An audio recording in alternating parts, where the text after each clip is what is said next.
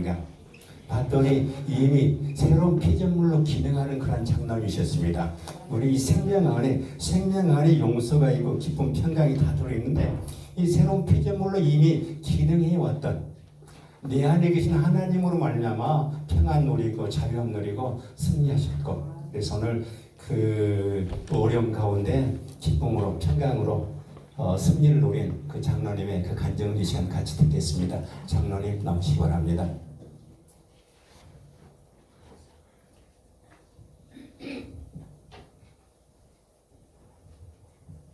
장로님 나오실 때 원래 할렐루야 환영하겠습니다.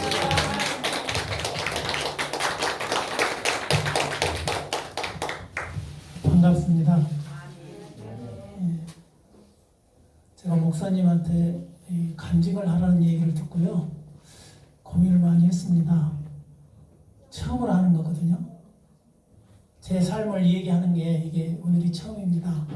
그래서 떨리기도 하고 좀 어떻게 말을 전해야 될지 좋을지 고민을 많이 했는데, 하나님 그래도 한번 나 삶을 얘기해봐라 이렇게 말씀하시는 것 같아서 이 자리에 나왔습니다. 잠깐 기도하겠습니다. 은혜와 사랑이 풍성하신 하나님 아버지, 이 시간 주님으로부터 받은 은혜와 사랑을 함께 나누고자 합니다. 성령님께서 저희의 마음을 주장하여 주시옵소서. 저희 자랑이 되지 않게 하시고 오직 하나님 영광만을 드러낼 수 있도록 인도하여 주시옵소서. 예수님 이름으로 기도드립니다. 아멘. 다시 인사드리겠습니다. 저는 서울 봉천동에 있는 에덴교회 시무장로로 있는 이정삼입니다.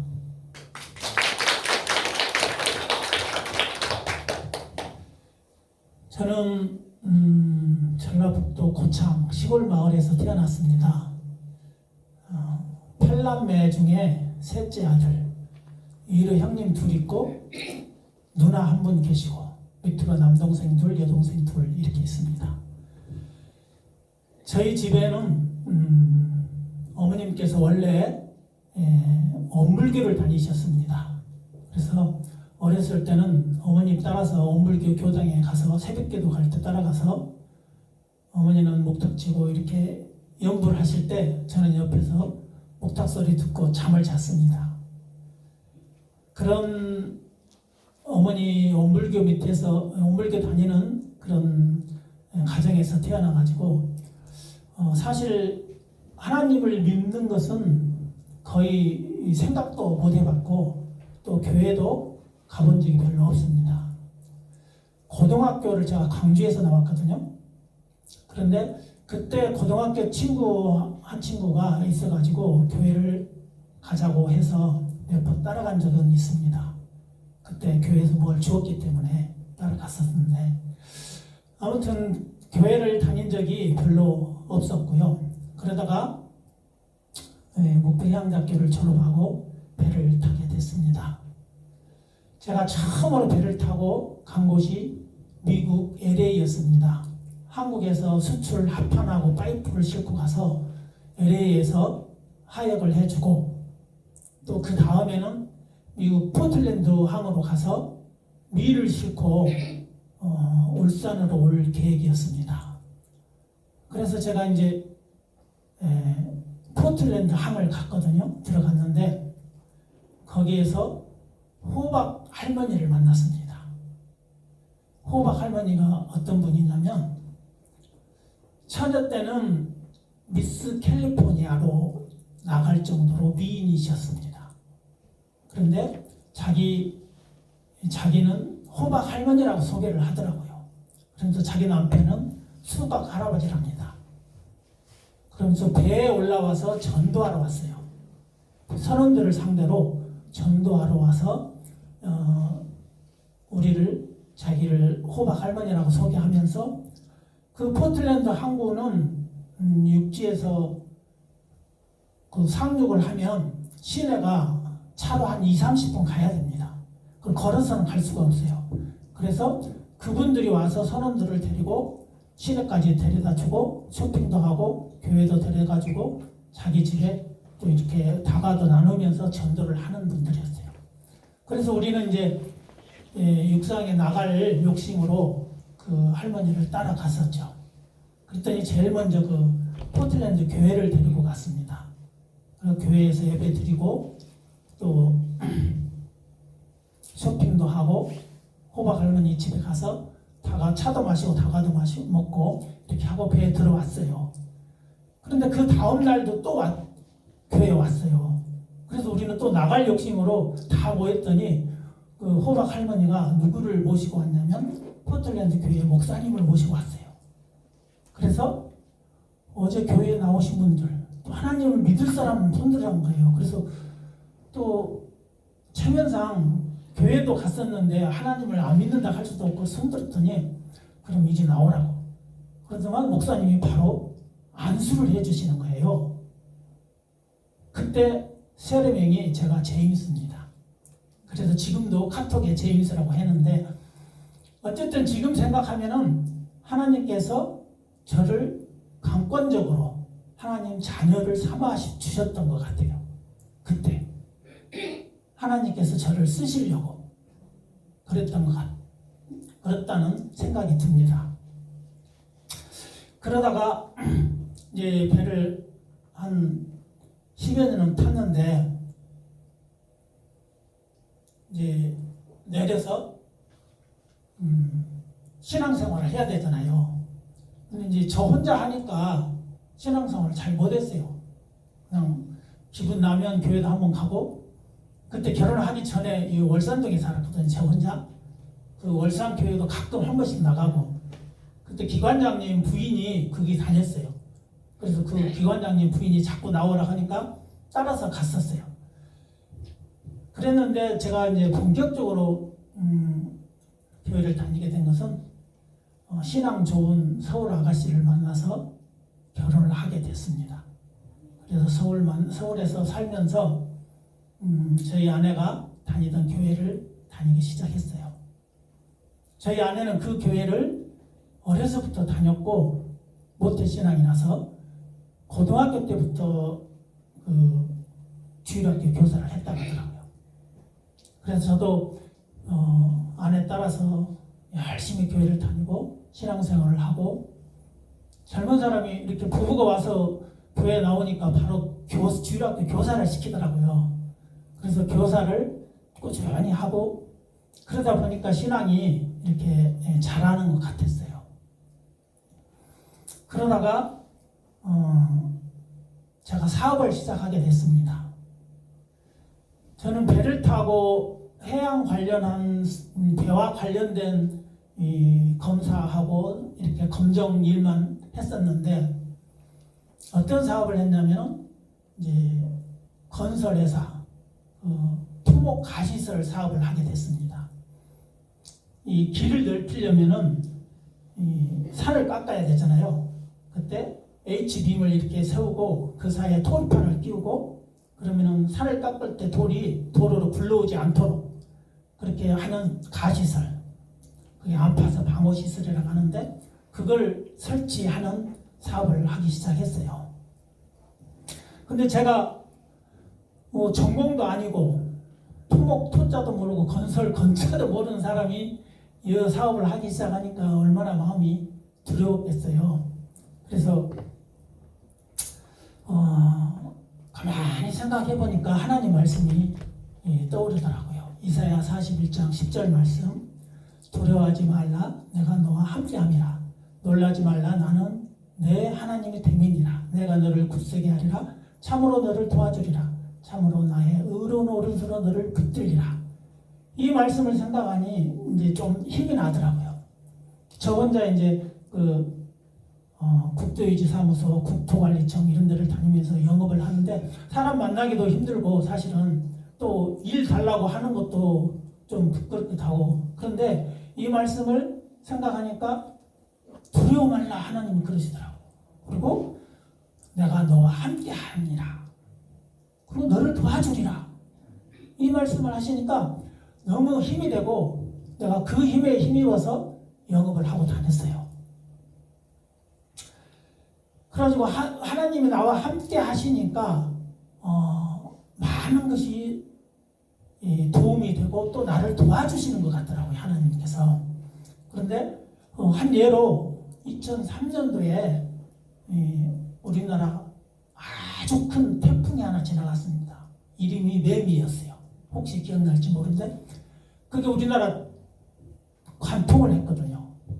그 당시 제가 전라북도 임실에서 일을 했습니다.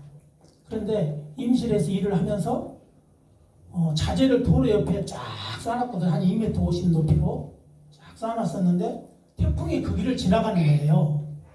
그래서 너무 이제 걱정이 되고 자재가 만약에 쓰러져서 바람에 넘어져서 도로로 이렇게 넘어지면 아주 아수라장이 되거든요. 그래서 그걸 걱정이 돼서 왔다 갔다 순찰을 하고 밤새 하다가 이제 밤 12시 넘어서 이제 자고 아침에 이제 새벽에 나왔어요. 나왔는데 가로수가 뽑혀 있는 거예요. 뿌리채. 그런데도 불구하고 우리 자재가 그대로 있더라고요. 그래서 너무나 감사하고 하나님이 나와 함께 하시면서 도와주신구나 이런 것을 느꼈습니다. 그래서 정말로 하나님이 나와 함께 하시고 계셔서 나의 일을 도와주신다는 것을 느꼈습니다. 그리고 이제 제가 제 믿음이 별로 없었는데 불구하고 그 미국에서 나를 하나님 자녀로 택하여 주신 것처럼 내가 이제 교회를 열심히 다니다 보니까 교회에서 저도 그렇게 많은 신앙이 있지 않는데도 불구하고 저를 장로로 채택을 해주시더라고요.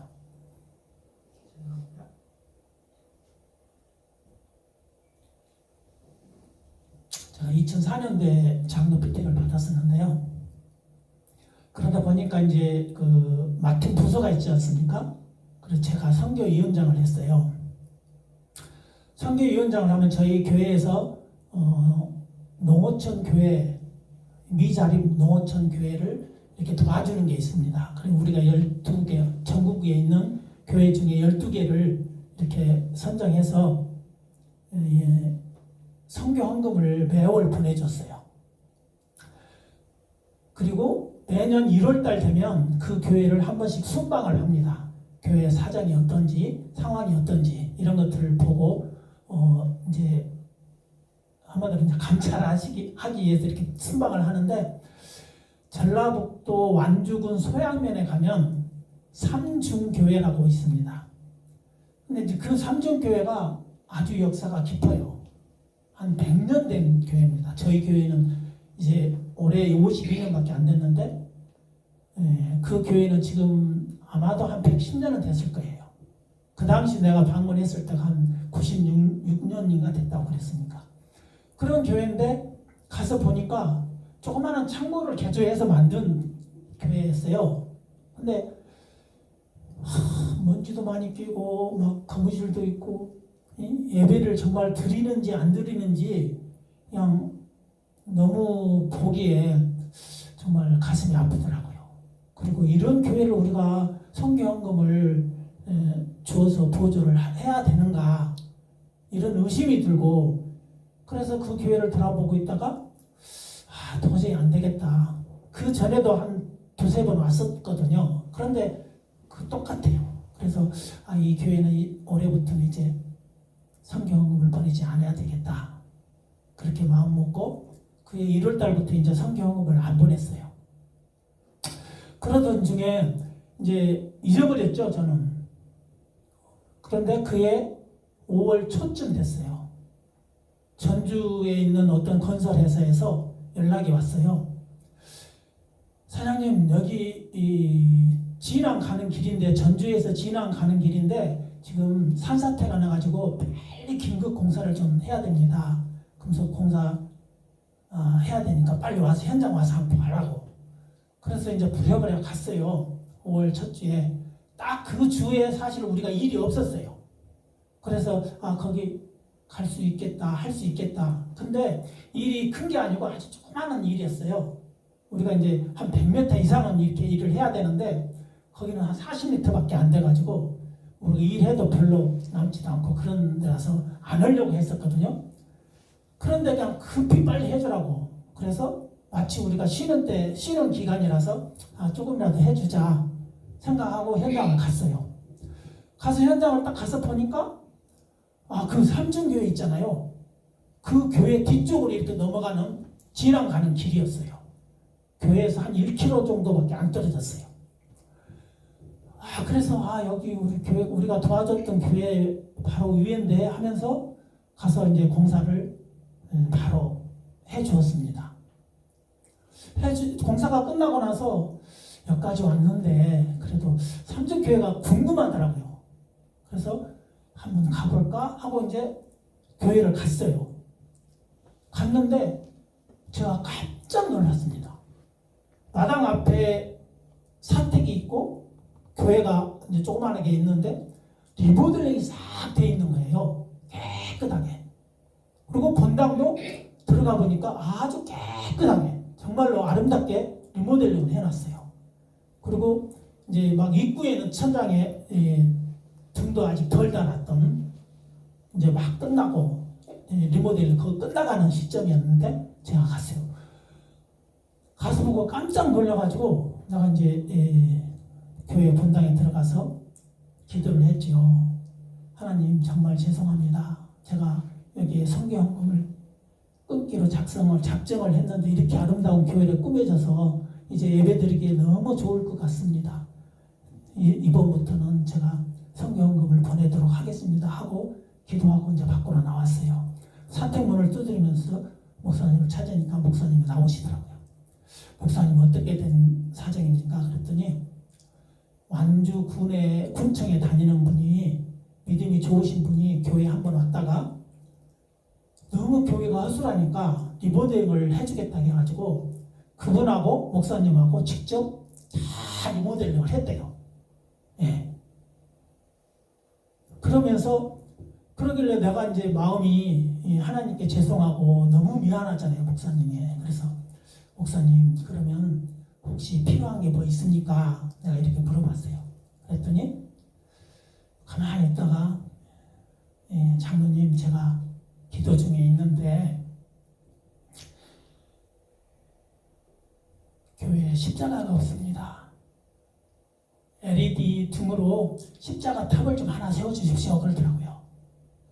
그걸 위해서 기도하고 있다고. 그래서 이제 그러면 목사님 그 LED 십자가 탑을 세우는데 얼마나 주는지 알아가지고 연락을 주십시오 그랬어요. 그랬더니 바로 그 다음 주에 연락이 왔는데 장로님 제가 아는 분이 LED 십자가를 직접 설치하는데 한 400만 원 든답니다. 그래요. 그러면 제가 교회에 얘기해서 돕도록 하겠습니다. 그랬어요.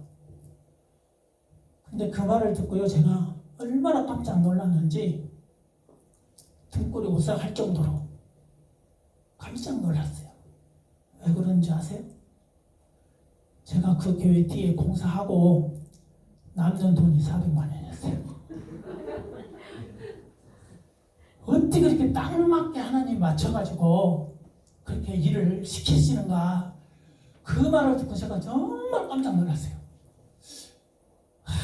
하나님은 기도하시는 이 목사님 그 기도를 들어주시기 위해서 긴급 공사를 하게 만들고, 제가 그 교회를 이제 성경금 안 보내겠다고 한 사람 나를 들여다가 거기를 공사하게 만들어가지고 이 일을 하게 만드는가 생각하니까 너무 정말 내가 깜짝 놀랐고요.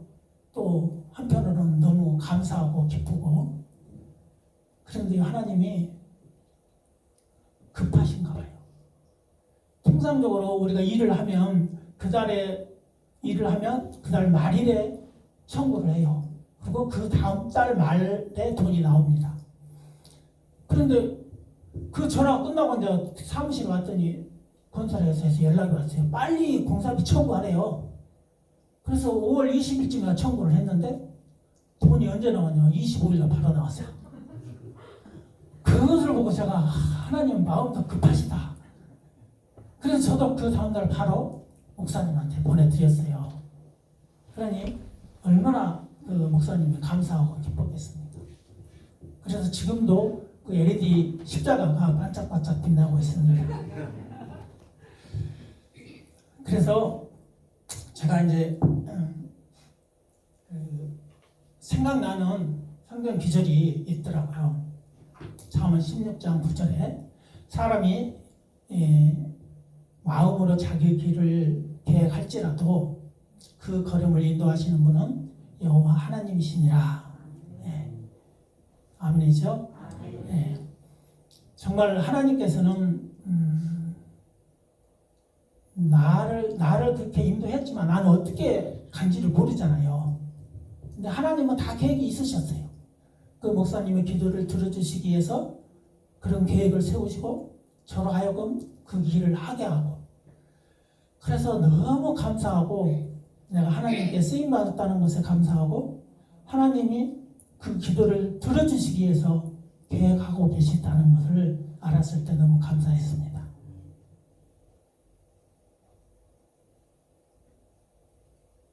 안에서 얘기하니까 자꾸 목이 마르네요. 우리 목사님 설교할 때도 그러실 것 같아요.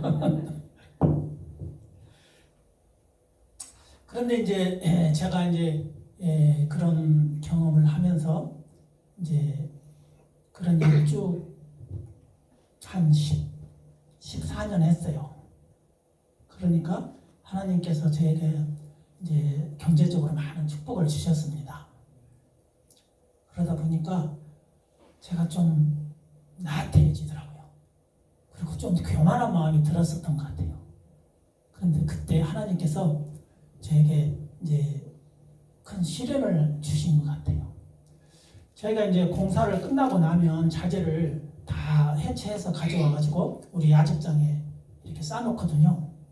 근데 이제 25톤 화물차에 싣고 와서 지게차로 내려서 이제 차곡차곡 쌓아놓는데 2014년도 제가 잊을 수가 없죠. 2월 13일 목요일 오후 4시인데 그때 25톤 화물차에 H빔을 싣고 왔어요. 그래서 지게차로 이렇게 들어서 내리고 하는데 이 25톤 화물차 끝에 있는 그 적재함 끝에 있는 것까지 한 개까지 들으려고 지게차가 탁 밀다가 그 반대편으로 빔이 떨어졌어요, 뒤로. 근데 그 뒤쪽에 제가 이렇게 엎져서 강목을 줍고 있었어요, 그때. 그런데 그 빔이 탁 떨어져가지고 제 발목을 탁 부러뜨린 거예요. 제가 이제 안전화를 신고 있었는데 그 안전화 안에 내 발목이 들어있더라고요. 이렇게 보니까 하얗게 그 복성씨 있는 뼈가 하얗게 다 보여요. 그래서 순간 이제 내가 장애인이 되나 싶어가지고 그래도 이제 침착하게 119를 불렀어요. 부르고 그랬더니 그 119에서 와가지고 그 발목 부러진 데에다 알코올을 2병을 갖다 붓더라고요. 이렇게 오염되지 않도록 하기 위해서 그런지 그렇게 아직 싸매고 아픈지도 몰랐어요. 그렇게 부러졌는데 완전히 바삭바삭 이제 부러졌던 거죠. 그래 이제 그 제일 가까운 데 이제 광주니까 광주로 119 이제 응급차를 타고 오는데 오면서 전화를 했어요. 전남대학교 병원 또 조선대학교 병원 전화를 하면서 이러는 상황이다. 수술이 가능하냐 했더니 우리 병원에서는 수술을 할 수 없답니다. 그러면서 광주에서는 제일 잘한다고 대중병원으로 가라 하더라고요. 그 당시 이제 대중병원이 지금은 좀 이전을 했는데 유동 사거리에 있었거든요. 대중병원으로 가니까 5시 40분이가 됐어요. 그래서 원장이 수술 끝나고 6시쯤 나왔는데 이렇게 보고는 이것은 수술해도 가능성이 없다. 그러면서 하는 얘기가 무릎에서 한 15cm 부분 그 장단지를 있는 부분을 잘라야 된대요. 그래야 다음 재활을 하기 위해서 그 정도 잘라야 재활하기가 쉽다. 이러는 거예요. 그래서 제가 이제 자르는 것은 아무 때나 자를 수 있는 거잖아요. 그렇게 생각하고 제가 이제 그러면 여기서 자르는 것보다 서울 가서 잘라야 좋겠다. 집이 서울이니까. 그래서 119를 타고 서울을 갔어요. 6시 반에 출발을 했거든요. 여기서. 그러니까 서울에 아무리 빨리 가도 3시간 이상 걸리잖아요. 9시 반 내지 10시 되는데 서울로 이제 다 정형외과마다 다 잘한다는 정형외과마다 다 전화를 했어요. 이런 상황인데 가면 바로 수술해 주냐. 다 봐야 된대요. 안 된대요. 그리고 밤 9시 10시인데 어떻게 수술을 그때 할 수 있느냐. 또 아는 사람 통해서 여러 군데 열전하니까 한양대학교 앞에 왕십리에 있는 서울 연세병원 서울 연세정형외과라는 곳이 있더라고요. 거기에서 바로 오면 바로 수술해 주겠다 이러더라고요. 그래서 거기를 갔어요. 갔는데 9시 반에 도착했는데 11시부터 수술을 했습니다. 처음에는 이제 뼈를 맞추죠. 근데 다행히 제가 그 복성시 뒤에 힘줄 있잖아요. 우리 몸에서 가장 큰 아킬레스 건이라고 해가지고 그 힘줄이 붙어 있었어요. 뼈는 부러졌는데. 그래서 이제 그 뼈를 맞추는 한 2시간 걸리더라고요. 뼈만 맞추는데. 그리고 한 10분 쉬었다가 또 살을 맞추는데 한 2시간 더 걸렸어요. 한 4시에 끝났어요. 수술이. 근데 금요일이 됐잖아요. 그리고 의사가 토요일 날 아침에 왕진을 왔어요. 왕진을 왔는데 제가 힘을 싹 주니까 발에다 발가락이 살짝 움직이는 것 같아요. 그 힘줄이 연결돼 있어놔서 그런지. 그렇다고 얘기했더니 의사가 간호사 보고 바늘을 이렇게 주사 바늘을 이렇게 큰 걸 가져라 하더라고요. 그러더만 이 발가락을 엄지발가락부터 콕콕 찔르는 거예요. 이렇게 찔러 보고는 그냥 가더라고요. 근데 찌르는데 감각이 있는 것 같기도 하고 아프지는 않아요. 나중에 알고 봤더니 왜 그 주사 바늘을 찔러보냐면 피가 푹 나와야 돼요. 찔르면. 그래야 피순환이 돼서 이게 붙는 거예요. 근데 바늘을 찔러도 피가 안 나오면 피가 안 통하는 거니까 살이 썩는 거랍니다. 그런데 이제 주일날 아침이 돼가지고 그 의사가 왕진을 하면서 부는데 풀어보지도 않아요. 그러면서 뭐라고 살이 썩고 있으니까 다리를 잘라야 된대요. 그러면서 월요일날 오후에나 수술을 해준대요. 그래서 내가 그랬죠. 지금 살이 썩고 있는데 지금 당장 수술을 해줘야지. 썩고 있는 살을 그냥 놔둘 거냐. 그랬더니 월요일 아침 9시부터 수술을 하겠다고 오더라고요. 그래 이제 하반신만 마취하고 톱으로 그냥 생살을 싹 자르는 거예요. 다리를. 장단지, 중간지. 무릎에서 15cm 밑에 자르면 너무 짧은 것 같아요. 내 생각에. 그래서 한 20cm 잘라주라 그랬어요. 그랬더니 20cm를 톱으로 쓸고 뼈만 빼놓고 가죽으로 이렇게 딱 덮어요. 그리고 꼬맵니다. 문제는 그때부터요. 이게 톱으로 잘라서 생살을 자르고 생뼈를 잘라서 이렇게 수술을 해놓은 거라서 이 자른 곳이 너무 아픈 거예요. 너무너무 아파요. 정말로 1분도 참을 수 없어요. 여기 진통제를 계속 주사로 진통제가 계속 들어가고 있는 중인데도 불구하고 정말로 참을 수 없을 만큼 아파요. 너무너무 아프더라고요. 그래서 정말로 계속 울면서 하나님께 막 엄마가 정말 아프지 않게 좀 해주라. 하나님, 나 너무 아픕니다. 정말 좀 안 아프게 좀 해주세요. 정말 1분도 참을 수 없어요. 보통 사람들이 아프면 뼈를 깎는 아픔이라고 하잖아요. 그렇게 너무 심하게 아파서 아프니까 잠을 잘 수가 없어요. 너무 아파서. 이틀 밤을 꽉 잠을 못 잤어요. 그리고 너무 아프고 막 한 이틀 지나니까 한 10분 정도 잠을 수가 있어요. 그럼 10분 동안 깜빡 이렇게 잠이 들었다가 아프면 또 깨고. 하나님 너무 아픕니다. 너무 아파요. 나 좀 안 아프게 좀 해주세요. 하고 하나님을 원망하면서 기도했어요. 그랬더니 하나님이 무슨 말을 하시냐면요. 정삼아, 너 다리 하나 그렇게 절단했다고 그렇게 아파하냐? 다리 하나 절단했다고 그렇게 울면서 나를 원망하니?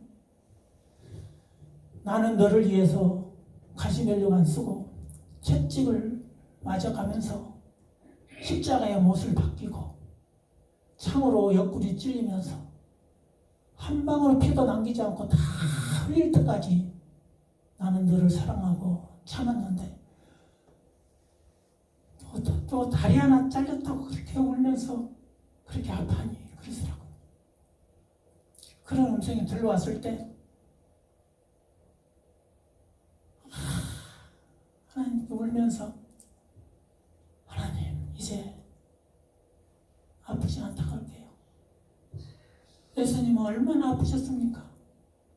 그때 얼마나 아프셨습니까? 나보다도 나는 이렇게 발 하나 잘렸는데도 이렇게 아픈데 예수님은 얼마나 아프셨습니까? 우리를 사랑하고 우리를 구원하시기 위해서 그 고난 고통을 다 당하셨는데 하나님 예수님 죄송합니다. 이제 아프다는 소리 안 할게요. 그 뒤부터는 아프다는 소리를 못 하겠더라고요. 네.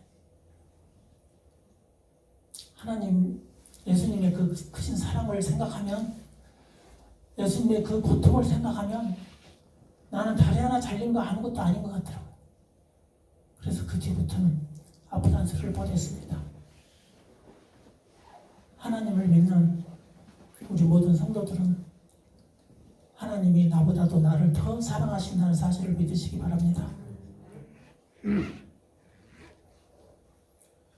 그리고 사흘이 지나고 나흘 지나고 한 5일쯤 됐어요. 그때 한 3시간, 4시간 잠을 잘 수 있더라고요. 근데 사람이 참 간사해요. 그렇게 나니까 또 하나님이 원망이 되는 거예요. 하나님 왜 하필 나였습니까? 그리고 하나님께서 나와 늘 함께 하신다고 했잖아요. 나를 도와주신다고 했잖아요. 빔 떨어질 때 그 순간 하나님 왜 나와 함께 하지 않으셨습니까? 그때 정말 1초만 빨리 내 발을 하는 말을 옮겼으면 다치지 않았을 건데 왜 하나님 그때 나와 함께 하지 않으셨습니까? 그러면서 하나님을 원망했습니다. 그랬더니 하나님께서요 또 나를 부르더라고요. 정삼아 나 그때 너와 함께 있었다. 내가 너와 함께 하지 않았으면 너는 그 자리에서 죽었어. 그 음성을 들었을 때 하나님 감사합니다. 하나님 감사합니다. 제가 그 강목을 줍고 이렇게 엎져 있을 때 떨어졌는데 정말 내 등이나 머리로 떨어졌으면 나는 그 자리에서 즉사로 죽었을 것 같아요.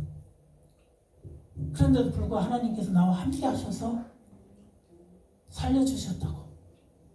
내가 그때도 너와 함께 있어서 너 죽지 않았다고. 그래서 또 하나님께 울었어요. 하나님 감사합니다.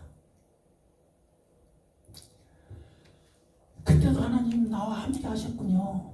하나님 감사합니다. 주님 사랑을 내가 몰랐습니다. 하나님 너무 감사합니다. 하나님을 믿는 성도들을 우리 주님이 사랑한다는 사실을 믿으시기 바랍니다.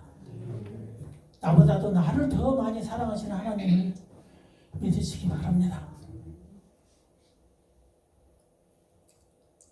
정말 그 뒤로부터는 제가 아프다는 소리를 못했어요.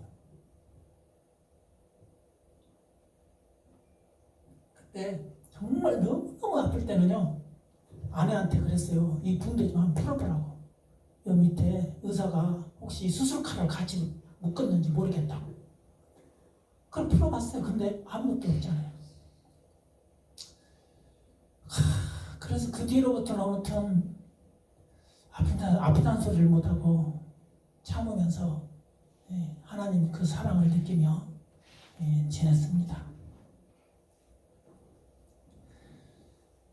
하나님께서는 우리와 늘 함께 하신다는 사실을 믿으시기 바라고요. 그래서 이제 다 나섰어요.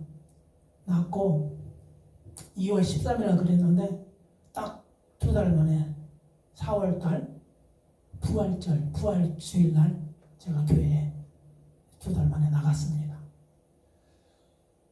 예배를 드리는데 그냥 눈물만 나오더라고요. 여러분, 교회에서 예배 드린다는 사실이 얼마나 축복인지 아시기 바랍니다. 교회에 나와서 하나님께 찬양하고 예배 드린다는 것이 얼마나 축복인지 모릅니다.